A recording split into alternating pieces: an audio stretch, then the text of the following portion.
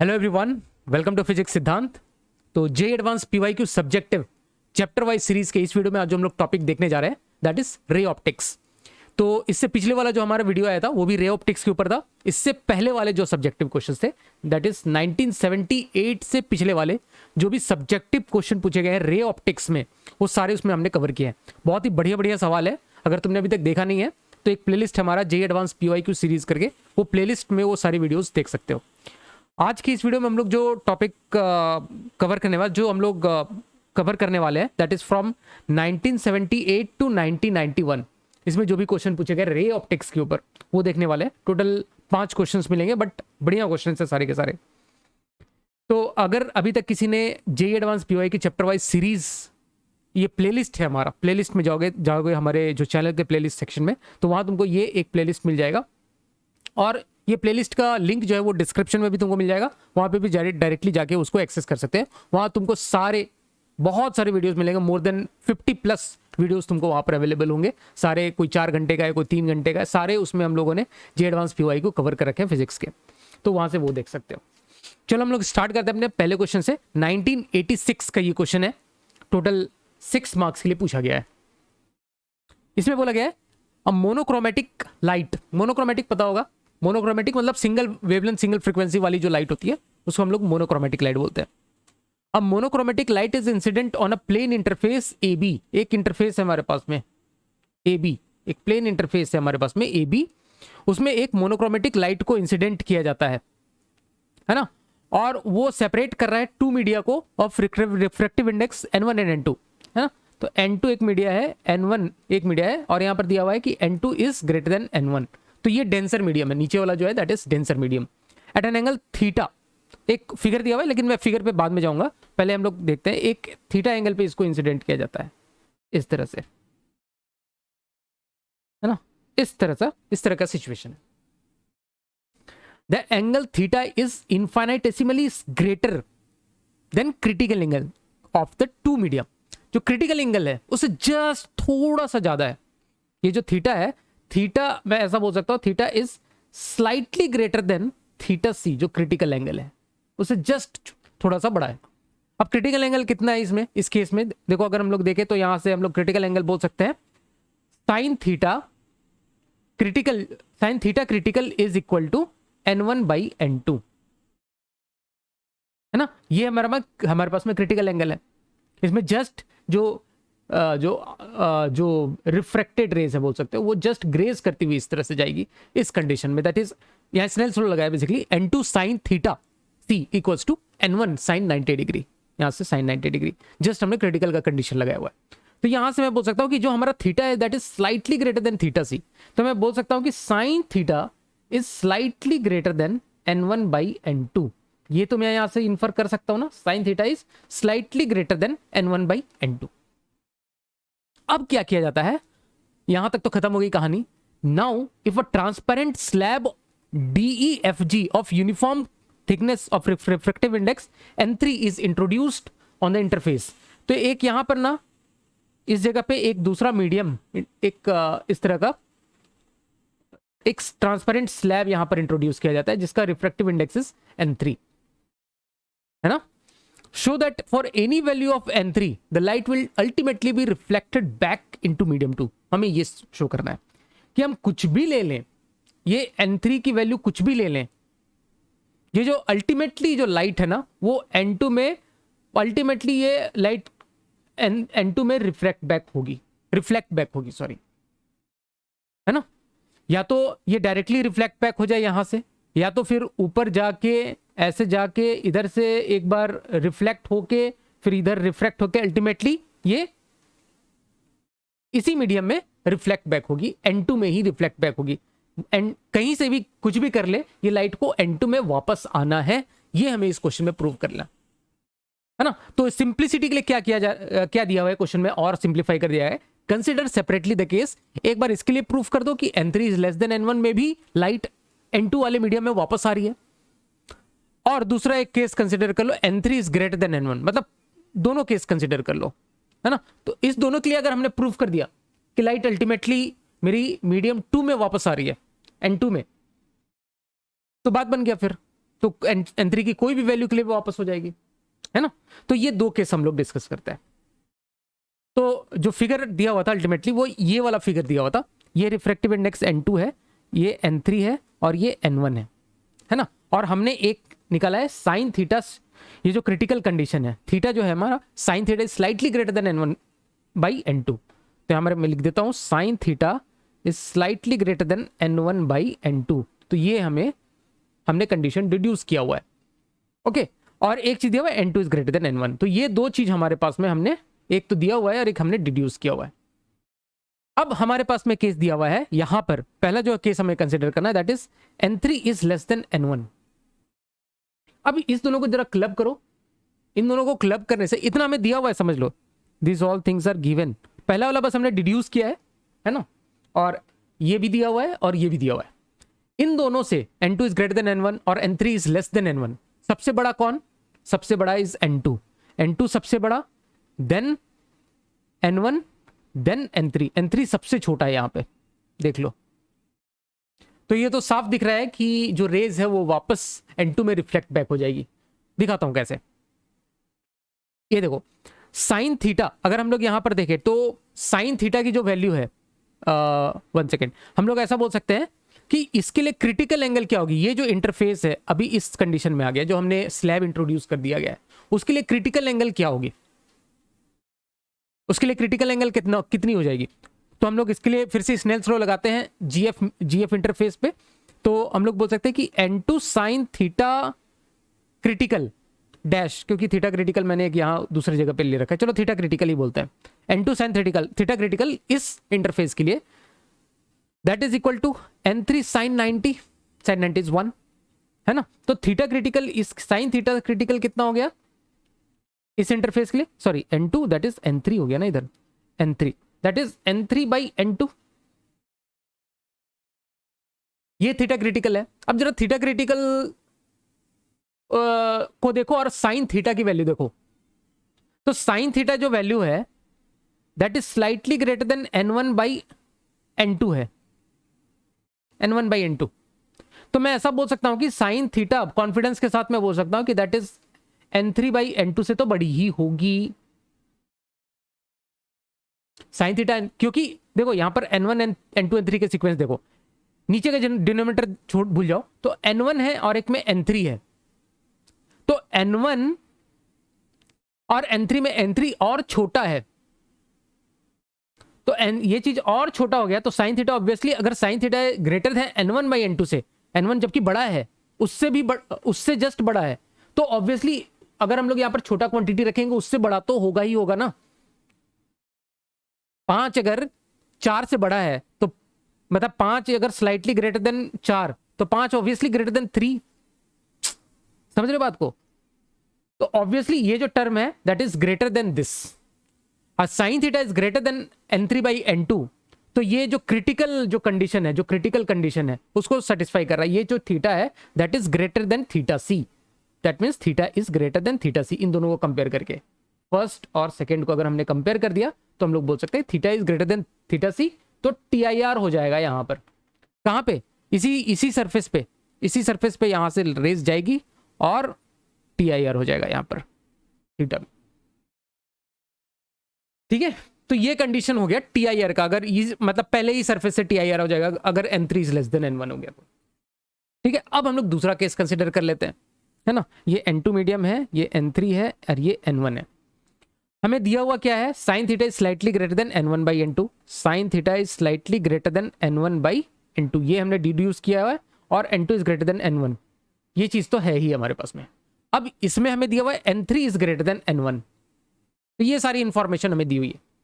तो जैसे पिछले वाले केस में हमने इस दोनों से ये वाला रिजल्ट निकाला, तो कुछ ऐसा निकालने की कोशिश करें। इससे देखो n3 is greater then n1, n2 is greater then n1, लेकिन हमें इसमें पता नहीं है कि n2 और n3 में से बड़ा छोटा कौन है। दोनों हो सकता है ना। तो दो केस हो सकते हैं, पहला ऐसा भी हो सकता है कि n3 is greater than n2 is greater then n1, ये ऐसा भी हो सकता है, और दूसरा ऐसा भी हो सकता है कि n2 is greater than n3 is greater then n1, दोनों केस पॉसिबल है। तो एक एक करके देखते हैं। पहला केस में देखते हैं, पहला केस अगर हम लोग देखें तो n3 इज ग्रेटर, मतलब n3 बड़ा है n2 से, तो ऑब्वियसली जो लाइट है ये इस इंटरफेस के लिए ये वाला रेयरर मीडियम हो गया और ये वाला डेंसर। तो ऑब्वियसली यहां पर इस सरफेस पे TIR नहीं होने वाला है ना। ऑब्वियसली इस सरफेस पे TIR नहीं होगा, इस सरफेस पे TIR नहीं होगा, मतलब रेज ऑफ लाइट जाएगी ऊपर, है ना। चलो रेज ऑफ लाइट ऐसी गई, ठीक है। चलो कुछ दूसरा एंगल ऐसा बनाते हैं। N3 क्या रेयरर है ना, N3 अगर ग्रेटर है, डेंसर है, तो ये ऐसी जाएगी लाइट कुछ, है ना, अल्फा पे गई, सपोज कुछ अल्फा पे गई लाइट यहाँ से, है ना। तो ऑब्वियसली हमको दिख रहा है कि ये angle is also alpha, this angle is also alpha, ठीक है। तो इसमें है कि लाइट TIR नहीं हुई इस सरफेस पे। अच्छा, दूसरा कंडीशन भी रख के देखे, N2 is greater than N3, इसमें क्या हो रहा है, अगर N2 is greater than N3 तो TIR हो सकता है क्या, हो सकता है, लेकिन चलो देख लेते हैं। क्रिटिकल एंगल इसके लिए क्या है, अगर N2 is greater than N3 तो उस केस में जो theta critical, sine theta critical मैं बोलता हूं, दैट इज N3/N2, वही N2 sine theta C equals to N3 sine 90, just grazing emergence वाला। तो N2 sine theta C equals to N3, that is N3, तो N3/N3, तो ये थीटा क्रिटिकल हो गया इस इंटरफेस के लिए। बट हमारा जो साइन थीटा है that is slightly greater than N1/N2,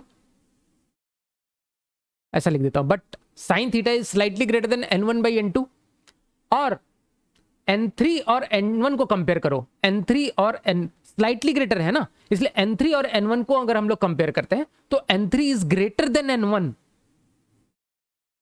है ना। तो थीटा क्रिटिकल इज ग्रेटर, और ये थीटा जो है जस्ट N1 से N1/N2 के बराबर हो रहा है, मतलब ऑलमोस्ट बराबर है। और N3 क्या हो गया, N3 is greater then N1, मतलब मेरा थीटा क्रिटिकल बड़ा है, थीटा छोटा है, theta is less than theta critical. तो इस केस में भी TIR नहीं होगा, TIR नहीं होगा, मतलब दोनों केस में ही, इन दोनों केस में ही TIR नहीं होगा। रेज ऑफ लाइट जो है वो मीडियम, ये वाला जो मीडियम है, medium with refractive index N3, वहां जाएगी, मतलब लाइट ऐसी जानी ही जानी है ना, लाइट गई। अब हमें ये प्रूफ करना है कि ये जो गई हुई लाइट है वो D से TIR हो जाएगा, है ना, D सरफेस से TIR हो जाएगा, ये हमें प्रूफ करना है। वो चीज चेक करते हैं। तो अच्छा, एक काम करते हैं, इस सरफेस पे पहले हम लोग, इस सरफेस पे जो GF है, इस पे हम लोग कुछ लिखते हैं कंडीशन, स्नेल्स लॉ लगाते हैं। स्नेल्स लॉ लगाएंगे तो क्या होगा, N2 sine theta that is equal to N3 sine alpha. Snell's law लगाया सिंपल हमने GF वाले इंटरफेस पे, ओके। सो यहां से मैं साइन अल्फा की वैल्यू लिख सकता हूं क्या, N2/N3 इंटू साइन थीटा, ये लिख सकता हूं। अच्छा, sine theta is slightly greater than N1/N2, तो मैं ऐसा लिख सकता हूं कि sine alpha is greater then, slightly greater then N2/N3 into sine theta की वैल्यू N1/N2। इससे जस्ट बड़ा होगा क्योंकि sine theta is slightly greater than N1/N2। तो यहां से मैं बोल सकता हूं कि sine alpha is slightly greater than N1/N2। इससे हमें क्या पता चलता है, sine alpha slightly greater then N1/N3, sorry N1/N3, मतलब हमें यह समझ में आता है कि यहां से ये TIR की कंडीशन लग गई, यहां पे ये वापस लौट जाएगा ऐसा अल्फा पे, ये वापस इधर से लौट जाएगा। और इस इंटरफेस में मुझे दोबारा प्रूफ करने की जरूरत नहीं है कि रेज ऑफ लाइट वापस से इस इंटरफेस में आ जाएगी, क्योंकि ऑलरेडी हमने, अगर ये जाने का है सेम टू सेम, चाहे वो N3 और N2 में, N3 और N2 N3 से बड़ा है या N2 N3 से बड़ा है, कोई भी बड़ा छोटा है, अगर रेज ऑफ लाइट दूसरे मीडियम में जा रही है तो वापस भी हो जाएगी, है ना। तो इस मीडियम से तो ये वापस इस मीडियम में आ ही जाएगा, क्योंकि दोनों में से कोई भी बड़ा हो, हमने प्रूफ किया कि वो रेज ऑफ लाइट पास हो रही है। N2 अगर N3 is greater than N2, या N3 is greater than N2 रहे, या N2 is greater than N3, rays of light अगर यहां से क्रॉस कर रही है GF इंटरफेस को तो वापस भी हो जाएगी, किसी भी कंडीशन में वापस हो जाएगी, क्योंकि किसी भी कंडीशन में ऊपर गई है तो किसी भी कंडीशन में वापस हो जाएगी। तो इसलिए मुझे इस मीडियम की, इस इंटरफेस के लिए जरूरत नहीं पड़ेगा, ये रेज ऑफ लाइट वापस इधर से वापस हो जाएगी, ठीक है। तो इससे हमारा ये पूरी तरह से प्रूव हो जाता है कि जो लाइट है वो अल्टीमेटली मीडियम 2 में वापस से रिफ्लेक्ट बैक हो जाएगा। ओके, सो अब जो हम लोग नेक्स्ट क्वेश्चन डिस्कस करने जा रहे हैं, ये क्वेश्चन पूछा गया था JEE 1987 में, टोटल 7 नंबर के लिए। मैं एक चीज बता देता हूं कि मैक्सिमम जो क्वेश्चंस तुमको मिलेंगे ना, या तो तुमको प्रिज्म से मिलेंगे या फिर तुमको TIR से मिलेंगे, या तो फिर तुमको एक जो होता है स्फेरिकल रिफ्रैक्शन से मिलेंगे, स्फेरिकल रिफ्रैक्शन। इससे टोटल 90% ऑफ द क्वेश्चंस तुमको जेई में, जेई एडवांस में या जेई मेंस में तुमको 90% ऑफ द क्वेश्चन इसी से मिलेंगे। क्यों? क्योंकि काफी प्रैक्टिकल होता है। TIR हर जगह तुमको TIR दिखेगा ही दिखेगा। मैक्सिमम टाइम ऑप्टिकल फाइबर जो तुम्हारे घर में जियो का कनेक्शन वनेक्शन जो आता है, सब क्या है, सब टोटल इंटरनल रिफ्लेक्शन से काम कर रहा है ना। तो मैक्सिमम क्वेश्चन तुमको जो दिखने वाले हैं वो इन्हीं 3 टॉपिक से दिखने वाले हैं। तो लोग पूछते हैं कि जेई में क्वेश्चंस रिपीट होते हैं क्या, रिपीट होते हैं क्या? रिपीट होते हैं। अब बिल्कुल ऐसा तो नहीं कि बिल्कुल तुम्हारा सेम टू सेम सारे डेटा भी वही रहते हैं, ऐसा तो कभी नहीं होगा। लेकिन हाँ, कॉन्सेप्ट्स जो रहते हैं वो काफी हद तक रिपीट होते हैं। जैसे खुद ही देख लो, इतने बड़े चैप्टर में, इतने बड़े टॉपिक में ये 3 टॉपिक कितने टाइम रिपीट हो रहे हैं। मैक्सिमम क्वेश्चन तुमको इसी के मिलेंगे, ठीक है। तो खैर उस हिसाब से तुम्हें तैयारी करनी है। ओके, सो क्वेश्चन में बोला गया है अ राइट प्रिज्म, मतलब राइट प्रिज्म मतलब एक एंगल 90 डिग्री है। तो देखो यहाँ पर एक एंगल 90 डिग्री है, is made by selecting a proper material and angle A. Proper material मतलब क्या? इस प्रिज्म का material that is refractive index select किया इसने, ओके, और एक एंगल सेलेक्ट किया है, एंगल ए सेलेक्ट किया। एंगल ए सेलेक्ट किया तो अपने आप एंगल बी फिक्स हो गया क्योंकि एंगल सी 90 डिग्री है, ठीक है। मटेरियल सेलेक्ट करने का मतलब क्या? उसका रिफ्रैक्टिव इंडेक्स सेलेक्ट करना, as shown in the figure. It is desired that the ray of light incident on face A B emerges parallel to the incident light after 2 internal reflections. तो 2 internal reflection होने पड़ेंगे। रे of light ऐसी आई तो एक बार तो यहां पे टकराई पहले सरफेस पे, है ना, तो यहां पर TIR होना चाहिए, यहां पर TIR हुआ। दूसरा यहां पर गिरी तो यहां पे भी TIR होना चाहिए, यहां पे भी TIR हुआ। और फिर उसके बाद जो रे ऑफ लाइट ये और ये दोनों पैरेलल हो जानी चाहिए, ऐसा बोला रहा है, ठीक है। कर देंगे इसको, पैरेलल कर देंगे, एक एक करके देखते हैं।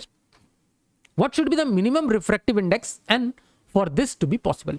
चलो देखते हैं, हम लोग n मान लेते हैं इसका, ठीक है।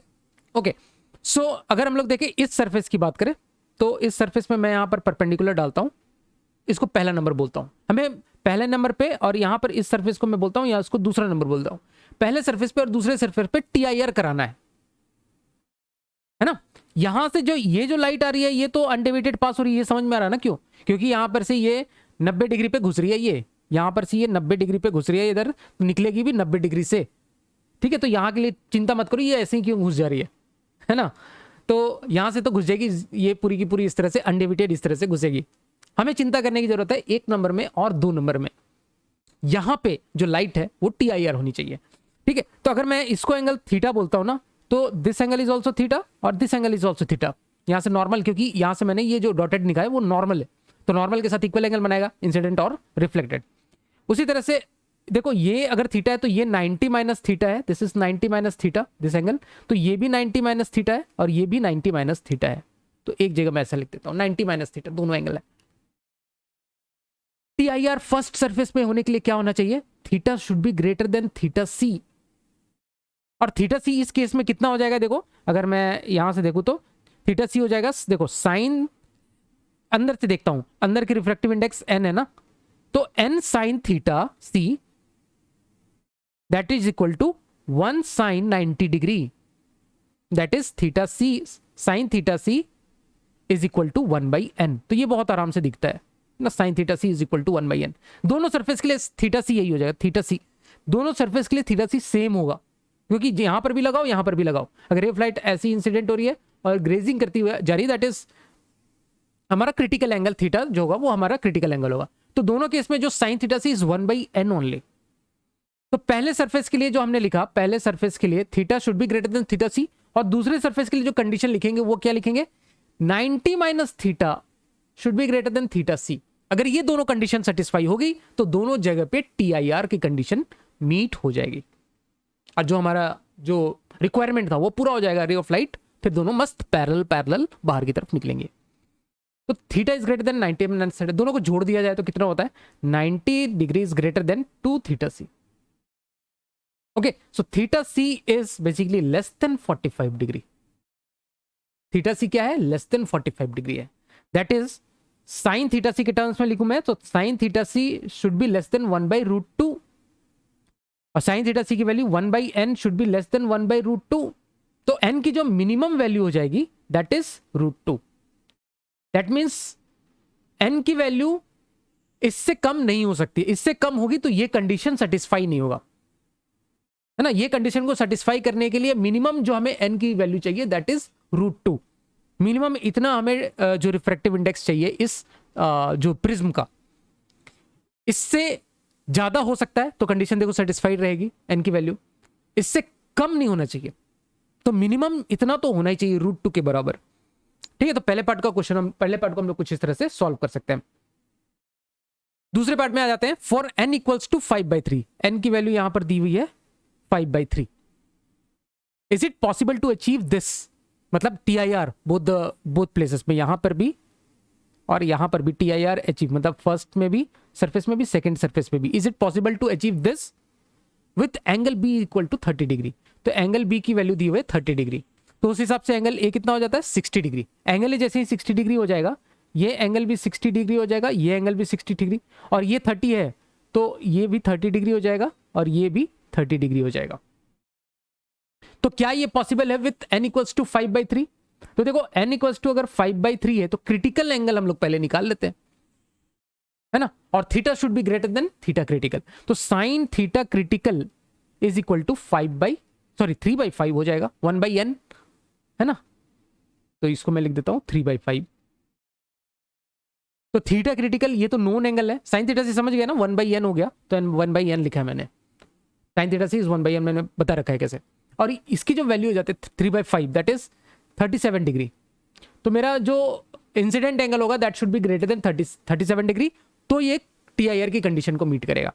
तो पहला केस में देखो, जो पहला केस है यहां पर ये कितना है, ये तो 60 डिग्री है, जो इंसिडेंट हुआ है दैट इज 60 डिग्री पे इंसिडेंट हुआ है, तो थीटा सी का मतलब यहां पर TIR हो जाएगा, पहले केस में हो जाएगा TIR।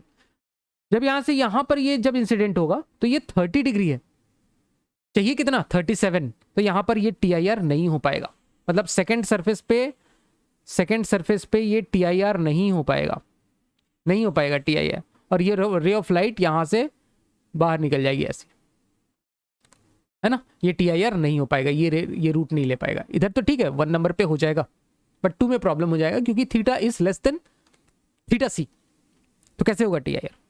ओके, सो इस तरह से कुछ हम लोग इस प्रॉब्लम को सॉल्व कर सकते हैं। अब जो यहां पर हम लोग नेक्स्ट क्वेश्चन डिस्कस करेंगे, ये क्वेश्चन पूछा गया था JEE 1988 में। देखो फिर से स्फेरिकल रिफ्रैक्शन का क्वेश्चन आ गया, स्फेरिकल रिफ्रैक्शन, TIR और प्रिज्म, बस मैक्सिमम क्वेश्चन तुमको इसी से मिलेंगे। तो पूछा गया इसमें a parallel beam of light travelling in water, है ना, ऐसा समझ लो ये पूरा जो मीडियम है दैट इज वाटर, ये पूरा वाटर है, जो आसपास का पूरा सराउंडिंग मीडियम जो है ना दैट इज वाटर। तो पैरेलल बीम ऑफ जो लाइट है वो ट्रेवल करिए वाटर में, और वाटर का जो रिफ्रैक्टिव इंडेक्स है इसको मैं ऐसा लिख देता हूं mu water that is 4/3 is refracted by a spherical bubble of radius 2 mm situated in the water। तो ये वाला मेरे पास में बबल है ना, और इसकी रेडियस दी हुई है, इसकी रेडियस यहां से ऐसे लिख देता हूं मैं, रेडियस इज 2 mm। ओके, अब ये अंदर बबल है, तो अंदर में क्या है, बबल है मतलब अंदर में ये एयर है, अंदर में एयर है, तो इसकी जो म्यू मैं लिख देता हूं, म्यू एयर कितनी होती है, म्यू एयर इज 1, ठीक है। Assuming the light rays to be paraxial, मतलब बिल्कुल अगर हमने इसको प्रिंसिपल एक्सिस माना है तो बिल्कुल इसके नजदीक से बिल्कुल एकदम सटके ऐसा इस तरह से आ रहा है, लेकिन हम लोग थोड़ा समझने के लिए इसको थोड़ा सा ऊपर बनाएंगे, है ना, हम लोग समझने के लिए ऐसा मानेंगे कि जो पैरेलल बीम ऑफ लाइट आ रही है थोड़ी सी ऊपर, इस तरह से हम लोग थोड़ा सा ऊपर बनाएंगे, हालांकि ये बिल्कुल नजदीक से टच होके आ रहा है ना, प्रिंसिपल एक्सिस से बिल्कुल पैरेलल इस तरह से आ रहा है, पेरेक्सियल लेके चल रहे हैं हम लोग। तो पहले पार्ट में पूछा गया find the position of image due to refraction at the first surface and position of the final image. तो देखो यहां पर 2 बार रिफ्रैक्शन होने वाला है, किस तरह का होगा, तो सबसे पहले तो यहां पर इस जगह पे इस स्फेरिकल सरफेस पे एक बार रिफ्रैक्शन होने वाला है ना, फिर ये रे रिफ्रैक्ट होके आगे गई, तो फिर उसके बाद दूसरा जो सरफेस है ये इधर से भी एक सरफेस, इस सरफेस से भी एक बार रिफ्रैक्शन होगा इसका, तो हमें दोनों का इमेज का पोजीशन बताना है दोनों केस में, मतलब एक बार इस सरफेस पहले सरफेस से और एक बार दूसरे सरफेस से, दूसरे सरफेस के बाद होने के बाद तो वो फाइनल इमेज ही बनने वाला है। तो पहले सरफेस से पहले हम लोग देख लेते हैं। पहला सरफेस है इस जगह पे। साइन कन्वेंशन बहुत ज्यादा इंपॉर्टेंट हो जाता है स्फेरिकल रिफ्रैक्शंस, पूरा पूरा रे ऑप्टिक्स में ही साइन कन्वेंशन बहुत इंपॉर्टेंट है। और खास करके स्फेरिकल रिफ्रैक्शन सब जगह ही है, जैसे तुम मिरर फार्मूला या फिर जो लेंस फार्मूला लगाते हो वो सब में भी अगर तुमने सही ढंग से नहीं रखा तो तुम लेंस फार्मूला भी नहीं लगा पाओगे, है ना। तो साइन कन्वेंशन ध्यान रखना है। जैसे ही रे ऑफ लाइट इधर इंसिडेंट हुई तो हमको अपना मान लेना है कि ये जो हमारा ये हमारा पॉजिटिव एक्स एक्सिस है ना, इस डायरेक्शन में पॉजिटिव ले लेंगे, इसको हम लोग ऑरिजिन ले लेंगे, है ना। रे ऑफ लाइट इस तरफ से आ रही है। तो अभी सबसे पहले रिफ्रैक्शन हम लोग लेंगे। तो जो स्फेरिकल रिफ्रैक्शन है वो हम लोग फॉर्मूला लिखते हैं μ2 by X coordinate of image, X I dash लिखता हूं मैं क्योंकि फाइनल इमेज नहीं है, एक्स आई डैश लिखते हैं, minus μ1 by X coordinate of object that is equal to μ2 minus μ1 by X coordinate of radius of curvature. ये spherical refraction, ठीक है। μ2 मतलब जिस मीडियम में जा रहा है, जिस मीडियम में जा रहा है उसकी रिफ्रैक्टिव इंडेक्स कितनी है 1, है ना, 1 divided by x I dash, पहले रिफ्रैक्शन के बाद जो इमेज बनी उस एक्स आई डैश। μ1 जिससे आ रहा था दैट इज 4/3, जिससे रे आ रही है 4/3, X coordinate of object infinity, minus infinity to be precise, minus infinity से आ रही है, दैट इज इक्वल टू μ2। μ2 इसमें क्या है, μ2 1 है, 1 minus μ1 that is 4/3 upon X coordinate of radius of curvature. Radius of curvature का एक्स कोऑर्डिनेट क्या है, देखो रेडियस ऑफ कर्वेचर है इसका 2 mm, और किस डायरेक्शन में है, पॉजिटिव में, तो दैट इज 2 mm। ये बराबर से सब कुछ रखना पड़ेगा हमको, ये टर्म 0 हो जाता है।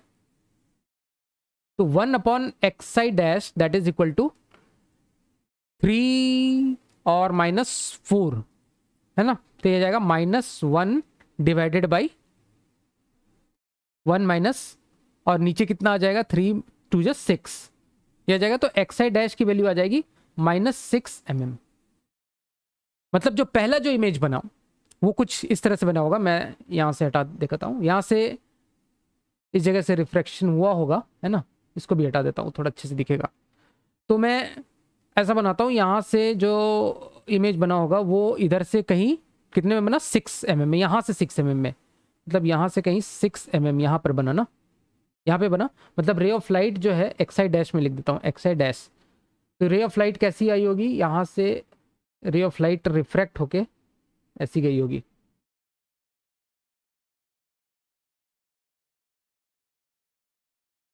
ऐसी रिफ्रैक्ट हुई होगी, इस तरह से आई होगी और इस तरह से रिफ्रैक्ट हुई होगी, ताकि ये यहाँ पर आती हुई दिखे, है ना। तो यहाँ पर इससे 6 mm पीछे हमारी पहली इमेज बनी, पहले रिफ्रैक्शन के बाद इस सरफेस से, है ना। हालांकि मैं इसको इतना ऊपर दिखा रहा हूं इस जगह पे, लेकिन ये जो है ना बिल्कुल यहां पर कहीं पास में है ना, पैरेक्सियल रेज है, ध्यान रखने का है, ये इतना ऊपर है नहीं, ये मैंने दिखाया है ये दिखाने के लिए, लेकिन ये बिल्कुल यहां पर कहीं पास में ही है, बिल्कुल एकदम बिल्कुल, है ना। तो ये तो पहला रिफ्रैक्शन का है। अभी एक और रिफ्रैक्शन होगा, जब ये रे ऑफ लाइट यहां पर पड़ी है तो यहां पर भी तो एक रिफ्रैक्शन होगा, है ना, यहां पर भी एक रिफ्रैक्शन होगा। चलो वो हम लोग देखते हैं। तो जो पहले रिफ्रैक्शन के बाद जो रे ऑफ लाइट बनी उसकी जो इमेज बनी x I dash that is यहां से 6 mm, है ना, यहां से 6 mm पहले रिफ्रैक्शन के बाद। मतलब अगर हम लोग देखें अब जो दूसरी रिफ्रैक्शन होगी वो इस सरफेस पे होगी, कैसे होगी देखो, रे ऑफ लाइट अभी हुई थी, ये पैरेलल थी, स्टार्टिंग में यहाँ पैरेलल थी, पहली रिफ्रैक्शन हुई और रे ऑफ लाइट बनी है यहाँ पे, एक सेकेंड थोड़ा पीछे इसको बनाता हूं मैं, 6 mm, यहां से 6 mm है, दिस इज 6 mm, ठीक है। और जो रे ऑफ लाइट ऐसी पड़ी होगी, है ना, रिफ्रैक्शन के बाद ये रे ऑफ लाइट ऐसी गई होगी। अब यह सेकेंड सरफेस पे भी रिफ्रैक्शन हुआ होगा, है ना, सेकेंड सरफेस में रिफ्रैक्शन हुआ होगा, वहां वो हम लोग देखते हैं।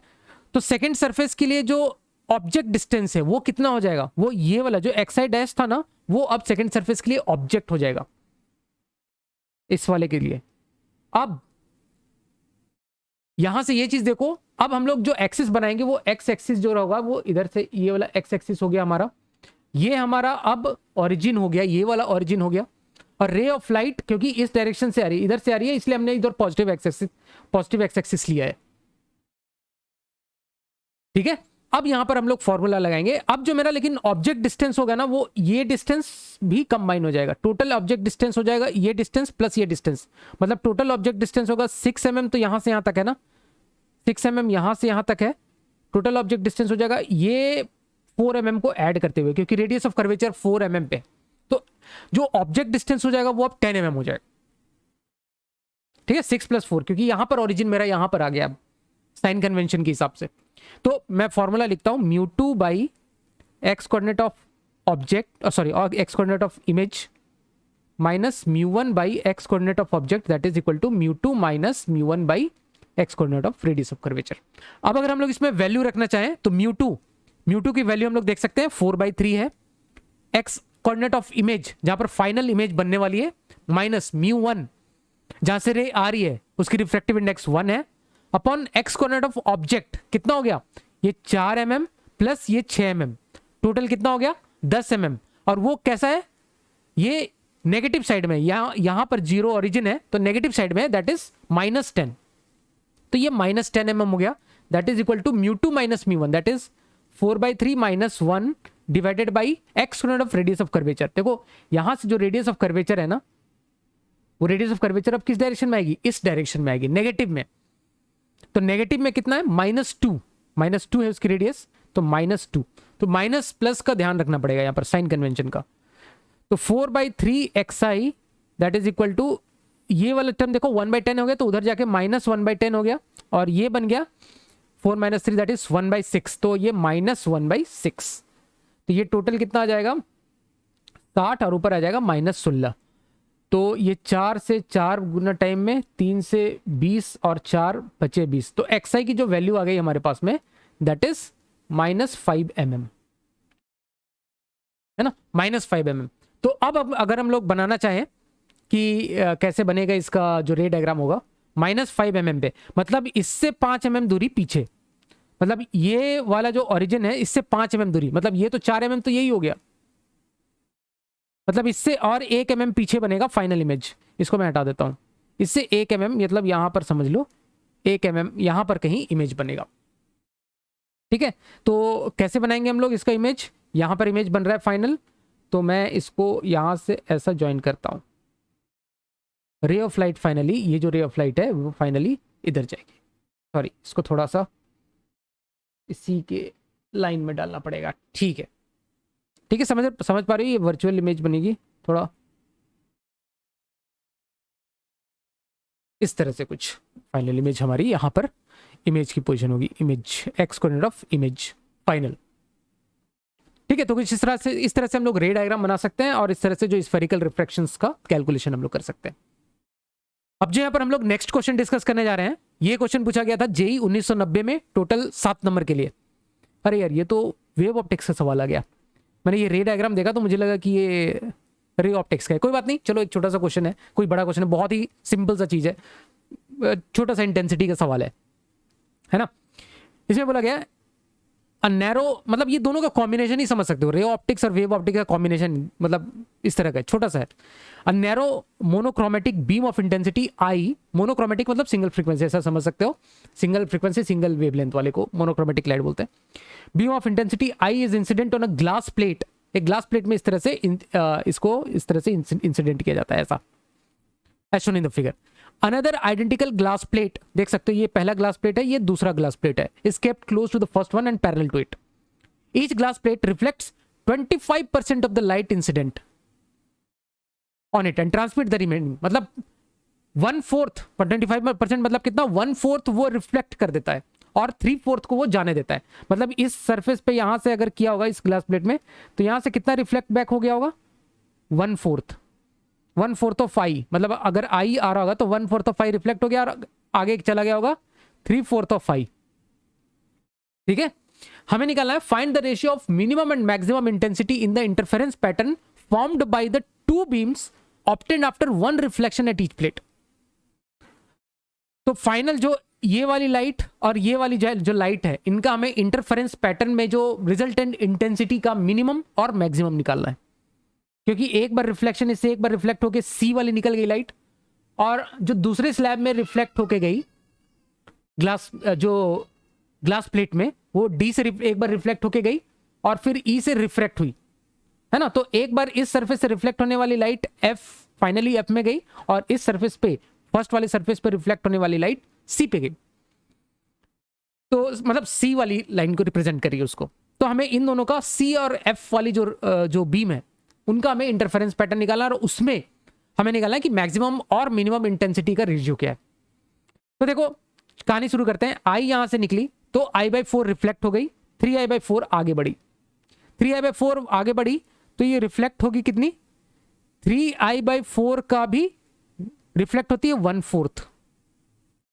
फिर ये यहां से क्या हुई, ये यहां से ट्रांसमिट हुई, ट्रांसमिट कितनी होती है 3/4, मतलब 3I/4 का 1/4, ये जितनी थी उसकी 3/4 ट्रांसमिट हो गई। मतलब एक इंटेंसिटी I1 अगर हम लोग बोले, I1 हमें इतनी मिली और दूसरी इंटेंसिटी I2 हमें इतनी मिली। I1 मिली हमें I/4 और दूसरी जो बीम है उसकी इंटेंसिटी I2 जो हमें मिली वो कितनी होगी 9I/64। हमें इनका Imax और Imin निकालना है, ये दोनों जो हमारे पास में इंटेंसिटीज है, रिजल्टेंट जो भी इंटरफेरेंस पैटर्न बनेगा उसका। तो यार आई रिजल्टेंट जो होता है ना, वो ध्यान रखना, अभी वेव ऑप्टिक्स में भी पढ़ोगे। आई रिजल्टेंट बराबर हो जाता है I1 plus I2 plus root I1 I2 2 root I1 I2 cos phi, ठीक है। और आई मैक्स अगर मैं निकालना चाहूं तो आई मैक्स कितना हो जाएगा, जब ये cos phi 0 हो जाए, मतलब cos phi 0 हो जाए तो cos phi मैक्सिमम हो जाएगा। तो I1 प्लस I2, तो ये दिखेगा तुमको कि root I1 plus root I2 का होल स्क्वायर है। और आई मिन यहां से निकालना चाहें तो देखो ये उस समय आई मिन के लिए क्या हो जाएगा, cos phi -1 हो जाएगा, -1 हो जाएगा, मतलब phi की वैल्यू पाई हो जाए तो ये नेगेटिव हो जाएगा, तो -2 रूट I1 I2 आ जाएगा। तो इसकी वैल्यू आ जाएगी कितनी, root I1 minus root I2 का होल स्क्वायर। तो बस इसी का रेशियो लेना है यार हमें, minimum and maximum, ratio of minimum and maximum intensity.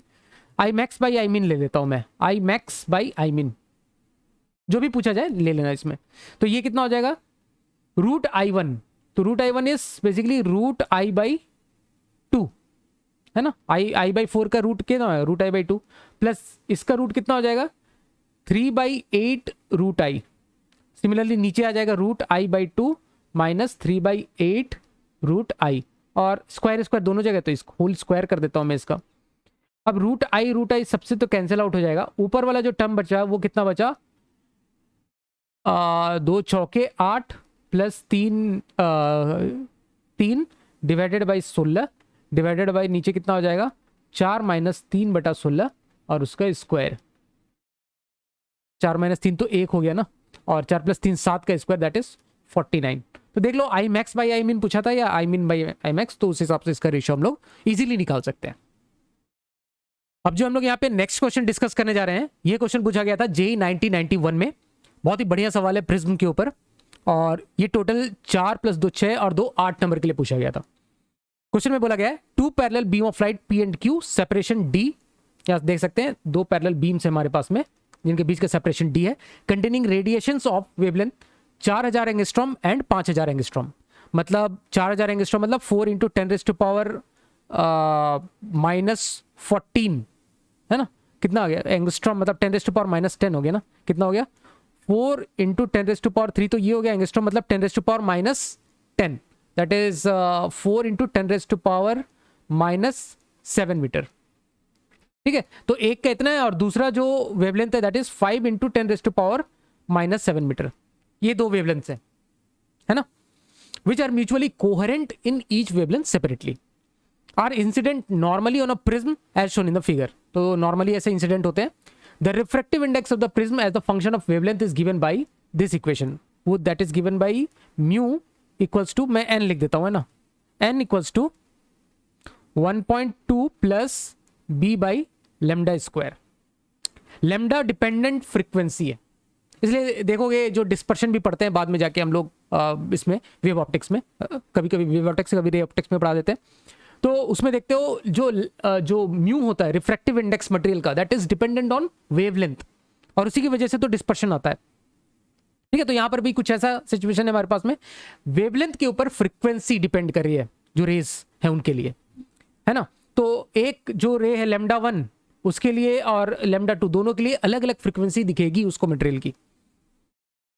ठीक है, तो एक के लिए जो फ्रीक्वेंसी होगी वो n1 अगर मैं बोलता हूं that is 1.2 plus B upon 4 into 10⁻⁻7 का स्क्वायर, एक को n1 ये दिखेगी, और दूसरा वेवलेंथ है λ2 उसको वेवलेंथ दिखेगी 1.2 प्लस बी अपॉन 5 इंटू 10⁻⁻7 का स्क्वायर। n1 है और n2 है, दोनों को अलग अलग फ्रीक्वेंसी दिख रही है।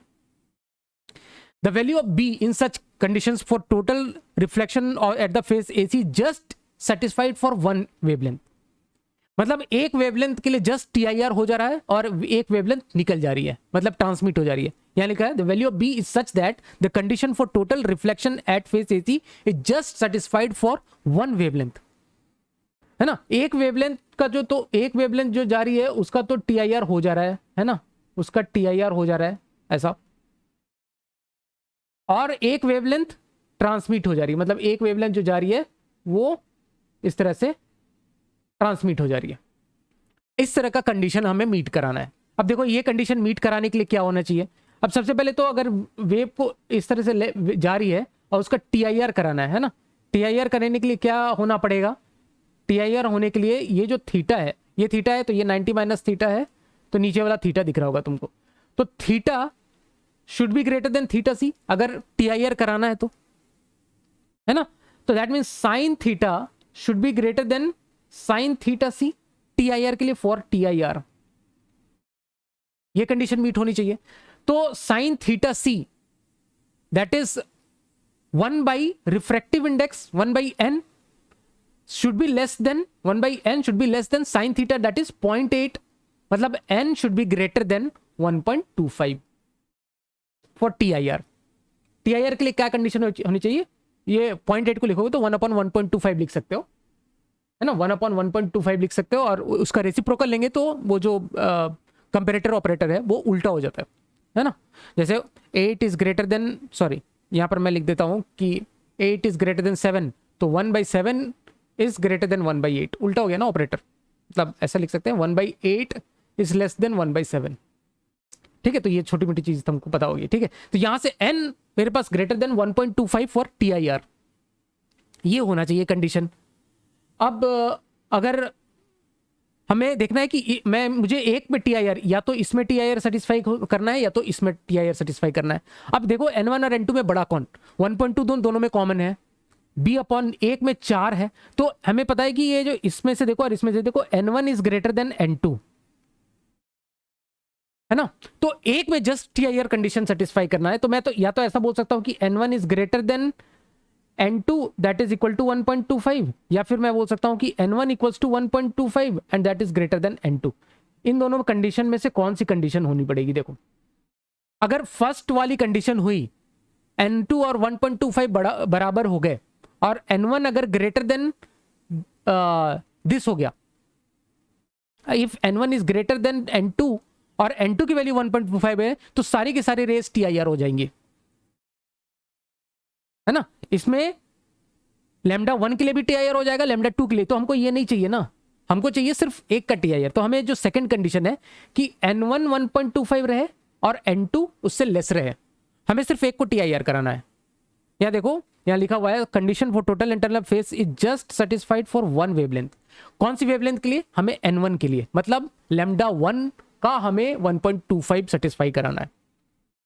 ठीक है, ये बात समझ में आ रही है। चलो, तो λ1 को हमें वो सेटिस्फाई करना है। एक बार फॉर्मूला मैं लिख लेता हूं, 1.2 plus B upon λ square, n is 1.2 plus B upon λ square. अब हमें समझ में आ गया कि जो n की जो वैल्यू 1.25 सेटिस्फाई करनी है किसके लिए, λ1 के लिए। λ1 कितना, 4000 एंगस्ट्रॉम, मतलब कितना, 4 इंटू 10⁻⁻7 मीटर, तो 4 इंटू 10⁻⁻7 का स्क्वायर। तो यहां से हमें b की वैल्यू जो फर्स्ट पार्ट में पूछा गया था वो आ जाएगा, that is 0.05 equals to b upon 16 into 10⁻⁻7 14। तो बी की वैल्यू आ जाती है 16 पचे 80, 16 पचे 80 हो गया और 1 2 0 आ गया, दैट मीन्स 0.8 इंटू 10⁻⁻14। तो बी की वैल्यू हमारे पास में आ गई 0.8 इंटू 10⁻⁻14। तो पहला पार्ट तो हमने इसे इस तरह से सॉल्व कर लिया। चलो दूसरा देखते हैं क्या पूछा हुआ है। दूसरे में पूछा गया find the deviation of the beams transmitted. तो देखो लैम्डा 1 वाले को तो हमने करा दिया TIR, मतलब जो 4000 एंगस्ट्रॉम वाले जो था उसको तो हमने TIR करा दिया। ट्रांसमिट कौन हो रहा है? लैम्डा 2, दैट इज 5000 एंगस्ट्रॉम वाले को TIR हमने नहीं कराया, वो ट्रांसमिट हो रहा है। अब इसमें हमें डेविएशन निकालना है। तो डेविएशन के लिए क्या हमें इसके इस लैम्डा 2 के करस्पॉन्डिंग हमें म्यू चाहिए, मतलब N2 चाहिए। N2 हमने निकाला है कितना, 1, जो फॉर्मूला के हिसाब से 1.2 plus B upon lambda square, that is 5 into 10⁻⁻7 का स्क्वायर हो जाएगा, 5 यहां पर लिखेंगे तो।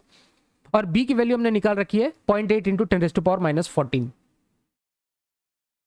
0.8 इंटू 10⁻⁻14। ठीक है, सो यहां से N2 की वैल्यू आ जाती है 1.232, आई थिंक इतनी आ जाती है, 1.232। N2 की वैल्यू हमारे पास में इतनी आ गई। तो N2 अब हम लोग ऐसा समझ सकते हैं कि ये जो लाइट इंसिडेंट हुई इस तरह से, और ये परपेंडिकुलर हुई और ये कुछ इस तरह से रिफ्लेक्ट होके गई। ठीक है, तो हमें डेविएशन देखना है। डेविएशन कैसे देखेंगे?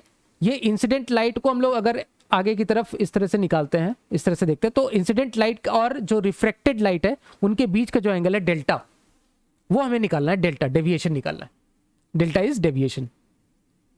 तो एक जो ट्रांसमिट लाइट हुई है लैम्डा 2, उसका हम लोग को डेविएशन देख लेते हैं। तो जस्ट यहां पर हम लोग ऐसा लगाते हैं, N2 इधर है और इधर 1 है, स्नेल्स लॉ लगाते हैं इस जगह पे, है ना, इस सरफेस AC पे। तो N2 sign incident angle theta है, N2 साइन थीटा, क्योंकि थीटा ये 90 माइनस थीटा, तो ये थीटा है, ये थीटा है, तो ये 90 माइनस थीटा, तो थीटा है। तो N2 sine theta equals to 1 into sine of जो रिफ्रैक्टेड एंगल, जो भी साइन आर आएगा वो कितना आएगा? साइन आर देखो ये वाला आर आएगा, ये are, Snell's law simple. N2 की वैल्यू 1.232 इंटू साइन थीटा 0.8 हमें दिया हुआ है, that is equal to sine R. तो यहां से कैलकुलेट कर दो, आर की वैल्यू अप्रोक्सीमेटली 80 डिग्री आ जाती है ना, आर की वैल्यू अप्रोक्सीमेटली 80 डिग्री आ जाती है। और डेविएशन हम लोग निकालना चाहेंगे, तो डेविएशन मैं दिखा देता हूं फिर से एक बार। ये इंसिडेंट लाइट है और ये रिफ्लेक्टेड लाइट है, इन दोनों के बीच का जो एंगल है दैट इज डेविएशन। तो delta is basically 80 degree minus जो इंसिडेंट लाइट है वो नॉर्मल के साथ कितना एंगल बना रही है, इधर से देखो, ये जो इंसिडेंट लाइट है ये कितना डिग्री बना रही है, देखो ये थीटा। अगर ये थीटा, मैं एक बार दिखा देता हूं, ये अगर एंगल थीटा है तो ये वाला जो एंगल है, this angle is also theta. और थीटा कितना, साइन थीटा अगर 0.8 है तो थीटा 53 डिग्री है। तो अप्रोक्सीमेटली ये 27 डिग्री का हमें डेल्टा देखने को मिल रहा है ना, क्योंकि ये वाला थीटा है और ये वाला डेल्टा है, ये थीटा है, ये डेल्टा है। तो 80 डिग्री मेरे पास में कौन सा वाला एंगल हो गया, दिखाता हूं एक बार। ये वाला एंगल मेरे पास में 80 डिग्री है, ये वाला जो एंगल है this is theta, that is 53 degree. तो जो डेल्टा आया ये वाला angle delta, that is 27 degree approximately. ठीक है, तो इस तरह से हम लोग ये निकाल देंगे। हाँ, लास्ट पार्ट में पूछा गया है convergent lens is being used to bring this transmitted beams into focus. कुछ ऐसा रखा होगा कन्वर्जेंट लेंस, यहां से जो रे ऑफ लाइट निकल रही होगी ना, यहां से जो रे ऑफ लाइट ऐसी गई है ना, और फिर यहां से जो रे ऑफ लाइट निकल रही होगी, तो इधर पैरेलल यहां पर एक कन्वर्जेंट लेंस रखा गया होगा, है ना। तो ये जो है ऐसा कुछ, सॉरी, ऐसा रखा होगा, ठीक है, ये इसका इस तरह से होगा। तो जो बीम आई होगी वो इसके फोकस से पार हुई होगी, इसके फोकस से। तो इस तरह से कन्वर्जेंट इस तरह से लेंस यहां पर रखा हुआ है। ठीक है, तो पहले तो देख लेते हैं क्या कहानी, क्या है, क्या पूछा है।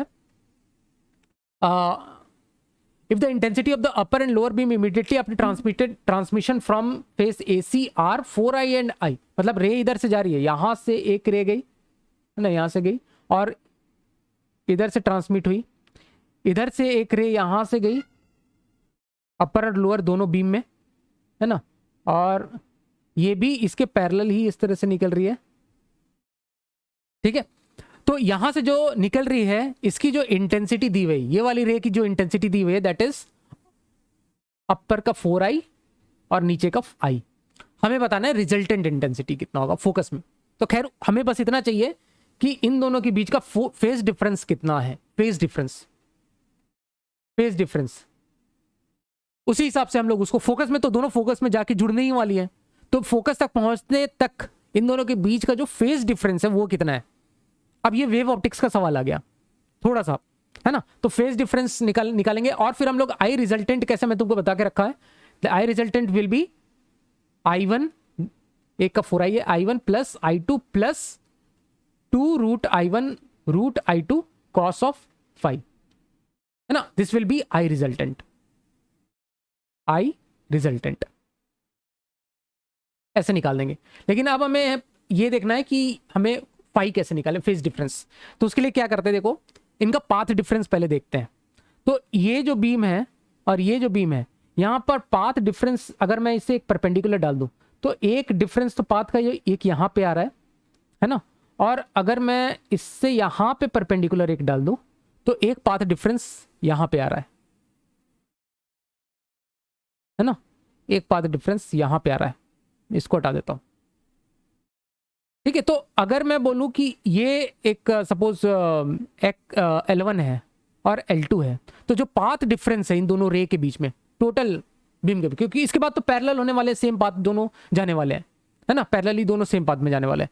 तो जो डिफरेंस है, path difference, that is L1 minus L2 है ना। कुछ नाम मैं दे देता हूं इसको, कुछ ABCD, सपोज इसको मैं A B, इसको C, इसको D बोल देता हूं। तो पाथ डिफरेंस इसके टर्म्स में कितना लिख सकता हूं, AB माइनस DC। अब मैं ऑप्टिकल पाथ डिफरेंस की बात कर रहा हूं अब, है ना। यहां पर जो अंदर जो ये तो बाहर तो एयर है ना, बाहर एयर है और अंदर क्या है, जो मटेरियल है उसका रिफ्रैक्टिव इंडेक्स n है सपोज, है ना, n है। तो पाथ डिफरेंस AB के लिए जो ऑप्टिकल पाथ डिफरेंस कितना हो जाएगा, n times of AB optical path difference minus DC का, तो DC ही रहेगा। ओके, सो यहां से अगर हम लोग देखें एंगल के टर्म्स में, सो ये एंगल अगर मैं बोल रहा हूं ये एंगल भी थीटा होगा, है ना। थोड़ा एंगल के टर्म्स में देख लेते हैं, ये एंगल थीटा है और ये एंगल R है ना। सो ये वाला जो एंगल है this is 90 minus R, okay. और ये वाला जो एंगल है, ये वाला एंगल है that is also theta. L2 हटा देता हूं मैं, L1 L2, ये एंगल इज ऑल्सो थीटा। सो ये वाला जो एंगल है this is 90 minus theta, 90 minus theta, ठीक है। तो AB का लेंथ मैं कितना लिख सकता हूं, यहां पर DB का sine theta, AB is basically DB का साइन थीटा। AB का जो लेंथ होगा दैट इज DB का sine theta, simple, minus DC को मैं क्या लिख सकता हूं, यहां पर से देखो ये परपेंडिकुलर ट्रायंगल है, DC को मैं लिख सकता हूं DB का साइन R, है ना, DB का साइन R, ओके। अच्छा, एक और रिलेशन है साइन थीटा और साइन R में, n sine theta equals to sine R। Snell's law इस सरफेस पे AC पे लगा दो, स्नेल्स लॉ लगाया मैंने इस सरफेस पे, अंदर का मटेरियल n, साइन थीटा उसका इंसिडेंट एंगल है और बराबर साइन R। तो sine R can be written as n sine theta, तो दिस को मैं n साइन थीटा ही लिख देता हूं, n साइन थीटा। सो यहां से ओवरऑल देखेंगे तो इसके बीच का जो पाथ डिफरेंस है, optical path difference, that is 0। तो फाई भी मेरा 0 आ जाएगा, फाई मेरे 0 हो जाएगा। तो आई जो रिजल्टेंट हमें यहां से निकालना है, आई रिजल्टेंट मैं लिखता हूं, I resultant will be I1 plus I2 plus 2 root I1 I2 which is nothing but root I1 plus root I2 का होल स्क्वायर, क्योंकि cos 0 1 हो गया यहां पे, है ना, part difference. Root I one कितना, एक का 4i है तो root I one will be 2 root I, दूसरे का रूट आई टू है दैट इज आई है तो रूट आई हो गया, इसका square that is nothing but 2 और 1 3, 9 स्क्वायर करेंगे 3 का स्क्वायर 9 और ये आई आ जाएगा, दैट इज आई रिजल्टेंट मेरे पास में 9i के बराबर आ जाता है। तो कुछ इस तरह से इस प्रॉब्लम को हम लोग सॉल्व कर सकते हैं। देखो यहाँ पर कभी कभी कॉम्बिनेशन में भी क्वेश्चन आ जाते हैं वेव ऑप्टिक्स और इसका, तो ये कोई बहुत बड़ा नहीं है। वेव ऑप्टिक्स से ज़्यादा क्या आता है यार, वो पार्ट डिफरेंस वाला ही आता है। पार्ट डिफरेंस है, ऑप्टिकल पार्ट डिफरेंस है और फेज डिफरेंस है और इस पर रिजल्टेंट इंटेंसिटी है, ये सारे क्वेश्चन आ जाते हैं। या यंग्स डबल स्लिट अलग से आता है फिर, है ना। तो चलो, तो कुछ इस तरह से इस प्रॉब्लम को हम लोग सॉल्व कर सकते हैं। होप तुम्हें बहुत अच्छे तरीके से समझ में आया होगा। फिर भी कुछ डाउट रहता है तो कमेंट सेक्शन में लिखना, या फिर हमारे टेलीग्राम ग्रुप में ज्वाइन कर सकते हो। वहाँ का भी हम लोग बहुत बार इंटरेक्शंस करते हैं, जो भी क्वेश्चन रहते हैं, जो भी डाउट रहते हैं वहाँ पर हम लोग डिस्कस करते हैं। और उसका जो लिंक है टेलीग्राम ग्रुप का वो तुमको डिस्क्रिप्शन में मिल जाएगा। मिलते हैं हम लोग फिर नेक्स्ट वीडियो को लाइक जरूर कर देना, चैनल को सब्सक्राइब कर लेना और मिलते हैं हम लोग नेक्स्ट वीडियो में। तब तक के लिए थैंक यू सो मच।